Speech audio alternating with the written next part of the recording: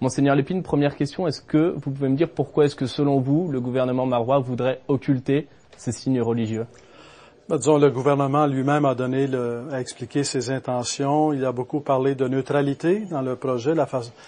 Mais la difficulté, c'est que la neutralité peut être comprise de différentes façons. Parce que neutralité, au sens strict, ça veut dire impartial. Donc, être impartial, ça veut dire qu'il n'y a pas de parti pris, il y a une liberté de confession religieuse ou morale, il y a une liberté, donc, de penser et d'agir. Mais la neutralité peut être vue ici comme la neutralité, c'est qu'on veut pas voir, on expulse. On est neutre dans le sens où on expulse. Alors, c'est la façon dont c'est amené. C'est un courant, c'est comme un courant, parce que la question, c'est dans quel courant est-ce qu'on se situe. Un courant pour expulser ce qui est religieux et la dimension publique, la portée publique de ce qui est religieux. Alors, dans ce sens-là, parler de neutralité, c'est très bien, mais on a encore besoin de discuter comment on comprend neutralité, le rapport avec la religion et je dirais aussi avec la démocratie.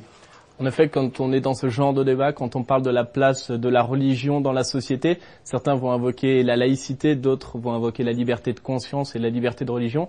Monseigneur Lacroix, dans quelle mesure la religion peut-elle avoir sa place dans un État laïque? Écoutez, je pense qu'il faut dire d'abord que nous sommes d'accord, nous les évêques du Québec, comme l'Église universelle, il doit y avoir une saine séparation entre l'État et l'Église et les religions. Ça, c'est bien.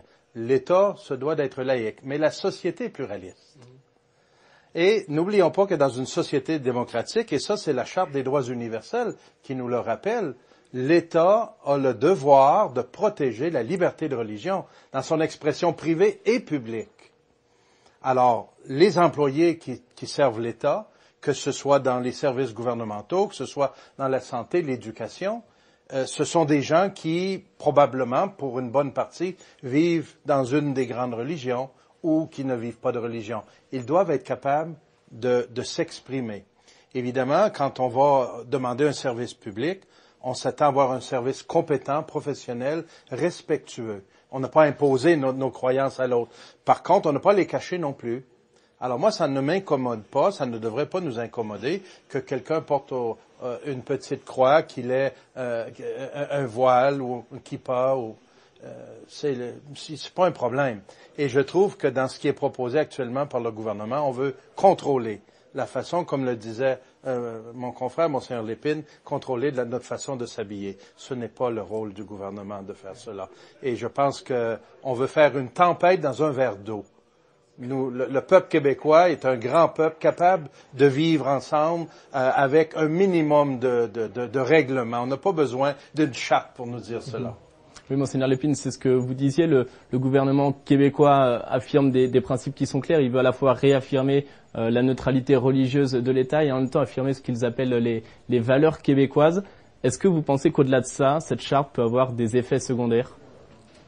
Disons, c'est parce qu'en bout de ligne, la question demande par les mesures que l'on prend, que ce soit celle-là ou une autre, mais si on parle de ce projet de charte ou de valeurs inscrites dans la charte, est-ce qu'on va faire avancer la démocratie ou si on affaiblit la démocratie?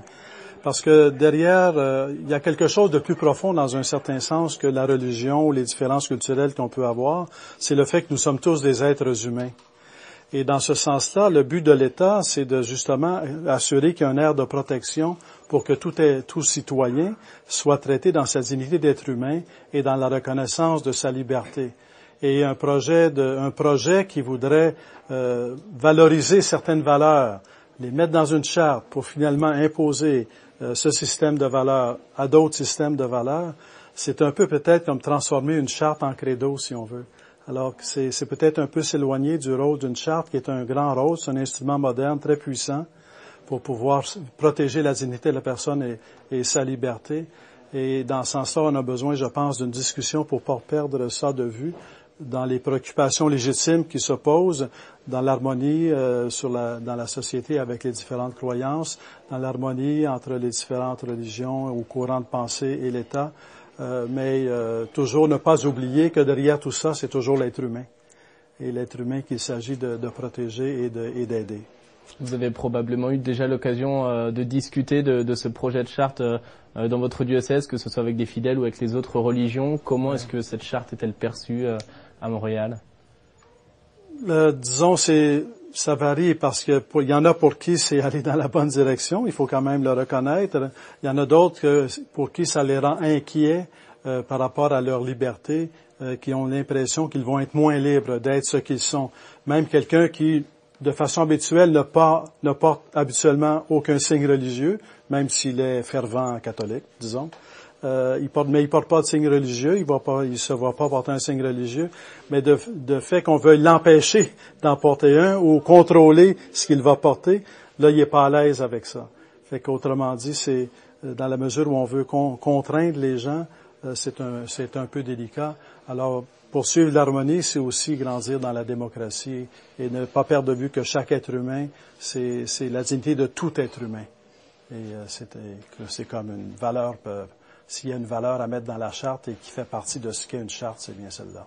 Monseigneur Lacroix, à Québec, comment est-ce que c'est perçu? Quelles sont les réactions? Il y a beaucoup de réactions. Bon, je dois d'abord vous dire que je suis un peu mal à l'aise parce qu'il paraît que j'ai un nom de famille ostentatoire, moi. Mais sérieusement,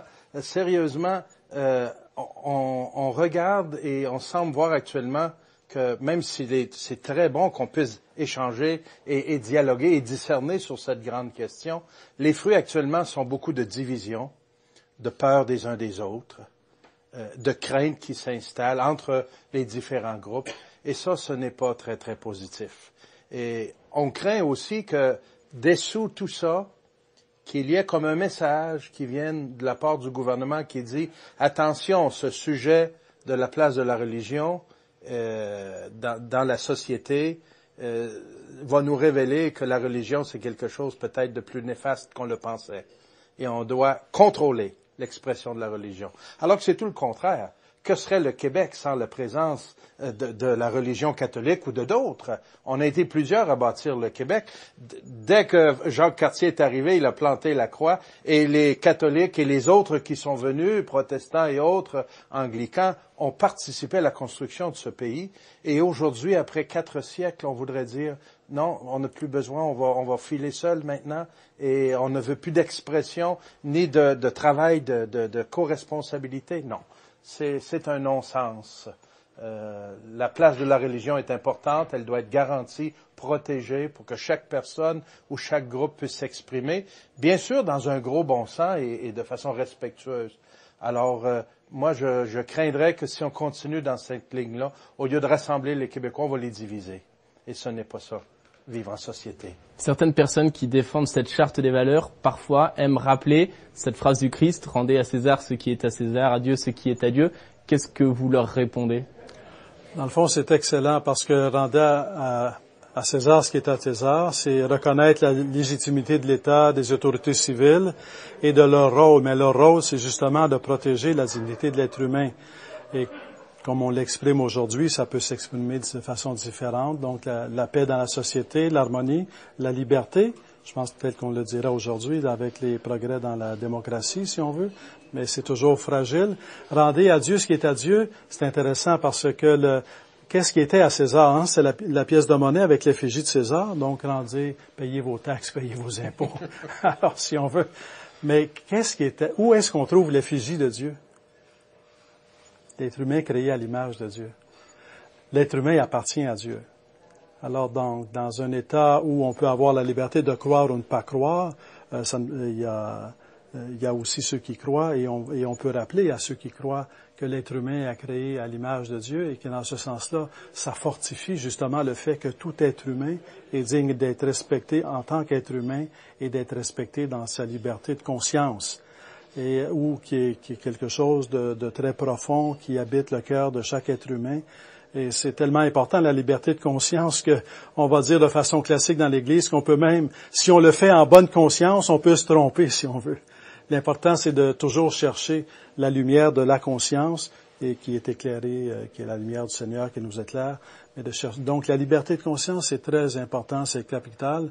Et rendez à Dieu ce qui est à Dieu, c'est-à-dire protéger la dignité de tout être humain et protéger la liberté de conscience. Monseigneur Lacroix, pour terminer, pour conclure, est-ce que vous souhaitez rajouter quelque chose?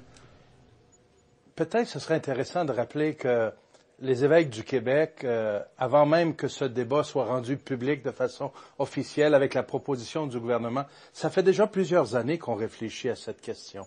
En novembre 2012, il y a déjà presque un an, nous avons publié un message pastoral qui s'intitule « Catholique dans un Québec pluraliste », où on a pris le temps, à tête reposée et à plusieurs, à revoir notre relation avec l'État, notre relation avec nos concitoyens, voir notre place dans l'histoire et voir comment nous on se situe.